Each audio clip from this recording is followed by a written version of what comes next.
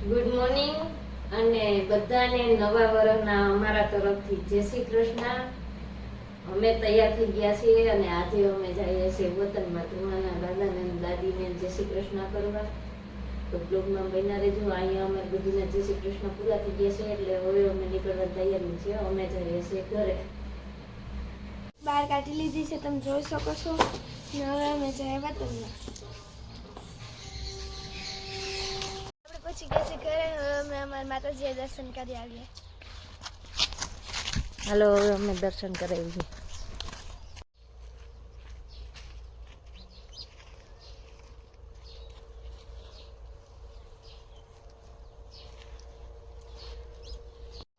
આપણે બે હાથી ઉપર માણી ખંડ ચાલુ કરી દીધું. પાછા માંડવી પડવાનું ચાલુ થઈ ગયું.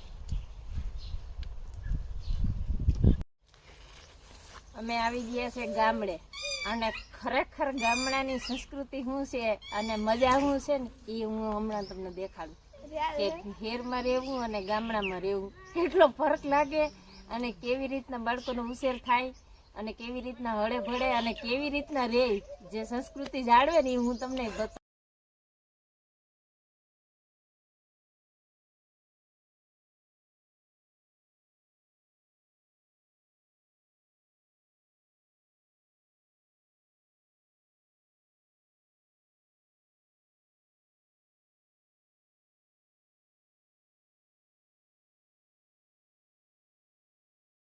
અમે પહોંચી ગયા છે મામાની ઘરે. ના છે મામાનો છોકરો. સાયકલની ચેન ખડકી દેલો. સાયકલની ચેન હરકી કરી અને હવે ચલાવશું સાયકલ.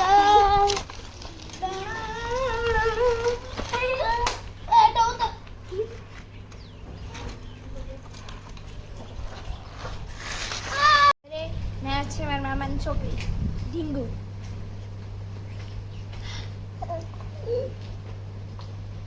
ઓલા મારા મામાનો છોકરો છે કેયુર.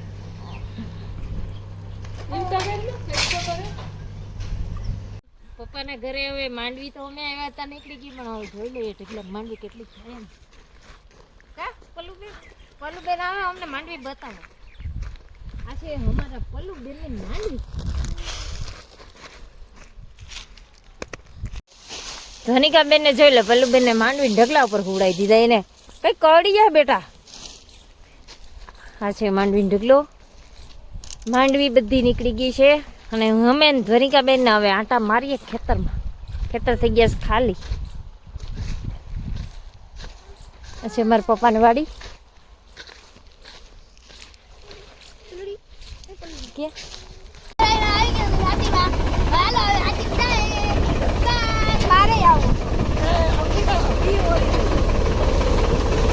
કૃણાલભાઈ અમારા ટ્રેક્ટરમાં બેસી ગયા. બોલો કેયુર ભાઈ ને પિયુન.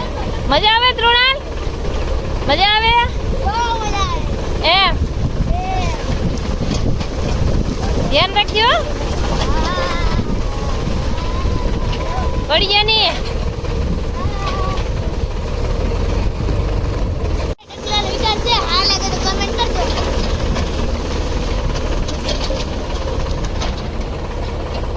હાથીમાં બેહવાની તો બહુ મજા આવી, પણ ઢાંઢા લુકવા માંડ્યા.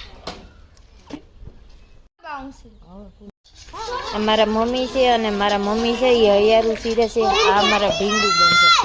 ઢીંગુબેન ને કફ થયો છે તો એમ કે 3 ટાણા હૈયારું સીરવાથી કફ મટી જાય છે. આ દેશી નુસ્ખા. આપણા તો આવી ખબર ન હોય. પેલાના માણસો હોય એ આવું બધું કરતા હોય. કા ઢીંગુબેન? હૈયારું સીરી અને આમ આંગળીમાં ને કાન પાછળ ને આમ લગાવી દેવાનું હથેળીમાં, એટલે છોકરુંને થઈ જાય સારું.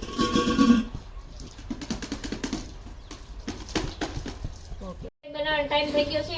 ગામડામાં વહેલી રસોઈ હોય. ભાભી બાંધે છે લોટ અને હું ઢીંગુ મહેમાન થઈને એવા. ઢીંગુ મારે ભેરી મહેમાન એટલે અમે બે બેઠા છીએ.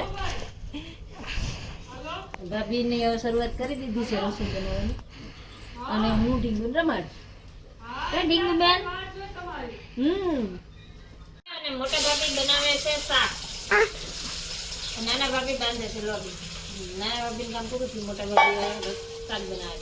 આપણે વસાડ બેસી ગયા. લવણ ખાંડી દીધું. ધ્વનિકાબેન ને અમારે આરસ આવ્યું લોટી ગયો અને ઢીંગુ બેહી ગયું ધ્વનિકાબેન ના પેટ ઉપર. ક્યાં ઢીંગુ બેન? બેન ના બેઠા બેઠા રમાડી થાય કે એટલે હવે બેન હોતા હોતા રમાડે. મામીએ લોટ બાંધીને મૂકી દીધો એટલે હવે ધ્વનિકાબેન કરે છે કારીગરાઈ, શીખે છે લોટ બાંધતા. કાં ધ્વનિકાબેન?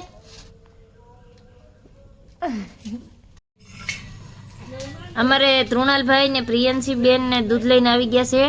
અમારે આ ઢીંગુબેન ને ગાયનું દૂધ પીવડાવે ને, ગાય દોવા નથી દેતી તો દૂધ આવી ગયું છે ઢીંગુબેન નું. હવે આપણે બેસી ગયા છે જમવા. એમાં લાગી હતી તાણીને ભૂખ. અમે કદાચ હાથીમાં બે વાર તમે શું કહો, હવે અમે ખાવાનું જમવાનું ચાલુ કરી દીધું. મહિનો નથી હજી એટલે જેટલું આવ્યું એટલે અમે ખાવાનું ચાલુ કરી દીધું. આજનો વ્લોગનો એન્ડ આપણે આ જ કરીએ. લાઈક શેર ને સબસ્ક્રાઈબ વધારે કરજો. Bye bye.